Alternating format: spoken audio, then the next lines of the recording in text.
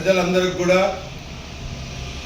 నేను మనస్ఫూర్తిగా ఒక రాజకీయ నాయకుడిగా కాకుండా మీ అందరికీ ఒక కుటుంబ సభ్యుడిగా వినయంగా మనస్ఫూర్తిగా ప్రతి ఒక్కరికి పేరున వందనాలు తెలుపుకుంటున్నా. ముఖ్యంగా ఈరోజు నేను మీ ముందర రావడానికి ముఖ్య కారణం ఇంటర్మీడియట్ పరీక్షా ఫలితాలు వచ్చినాయి. ఆ పరీక్షా ఫలితాల్లో జిల్లా స్థాయిలో ఎవరైతే ర్యాంకు సాధించినారో వాళ్ళందరికీ కూడా నేను శుభాకాంక్షలు తెలుపుతున్నా.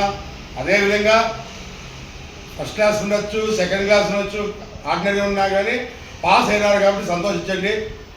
ఒకవేళ మార్కులు తక్కువ వచ్చింటే నెక్స్ట్ పై చదువులకి మనకు ఎక్కడ మిస్టేక్ ఉంది, మనకు మార్కులు ఎందువల్ల తక్కువ వచ్చినాయి అని మీరు ఆలోచించుకొని నెక్స్ట్ టైం ఇంకా మార్కులు బాగా ఎక్కువ సంపాదించుకునే మనకి మీరు కష్టపడి చదివితే ఖచ్చితంగా ఆ ప్రతిఫలం మీకు దక్కుతుంది. ఏది కూడా కష్టంతో చదివితే మీకు మార్కులు రావు. ఇష్టంగా చదివితే ఖచ్చితంగా మీరు అనుకునే దానికంటే ఎక్కువ మార్కులు సాధించవచ్చు అనేసి కూడా నేను మీ అందరికీ ఒక తండ్రిగా చెప్తున్నా. అదేవిధంగా ఒకవేళ పొరపాటున కొన్ని కారణాల వల్ల పరిస్థితుల ప్రభావం వల్ల ఇంటర్మీడియట్ ఎవరున్న పిల్లలు ఫెయిల్ అయింటే దానికి ఎటువంటి పరిస్థితుల్లో మీరు బాధపడద్దండి. దానికోసము ఆత్మహత్య చేసుకోవడము, ఇవ్వట అది చేయడం ఇచ్చేయడం కొన్ని ఉంటాయి. అవి ఆలోచన మీకు రాకూడదు. ఖచ్చితంగా ఓటమి కూడా ఒక గెలుపుతో సమానం భావించండి. మీకు ఎందుకు ఫెయిల్ అయినారు, మన తప్పేంది ఒకసారి కూర్చొని మీరే ఆలోచించుకుంటే ఆ తప్పు మీరు సర్దిద్దుకోవచ్చు.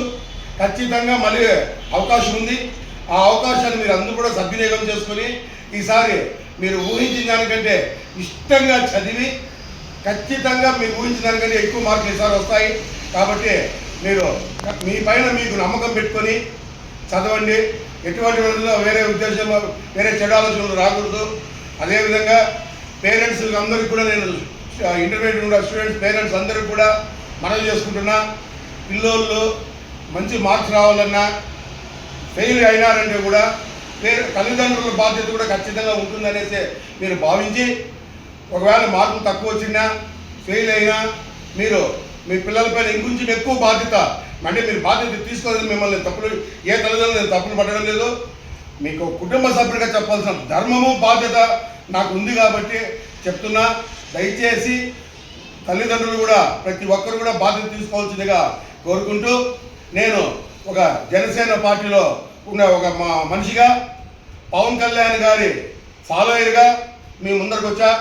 దయచేసి మీరు నా మాట తీసుకుంటారనేసి నా మాట పైన నమ్మకంతో అది పాటిస్తారనేసి కూడా నేను మీ పైన విశ్వాసంతో ఉన్నాను.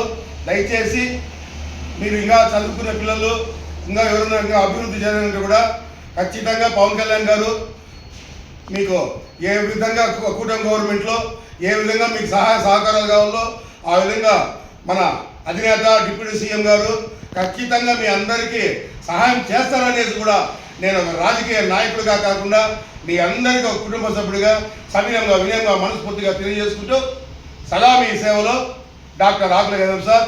జై జనసేన, జై జనసేన.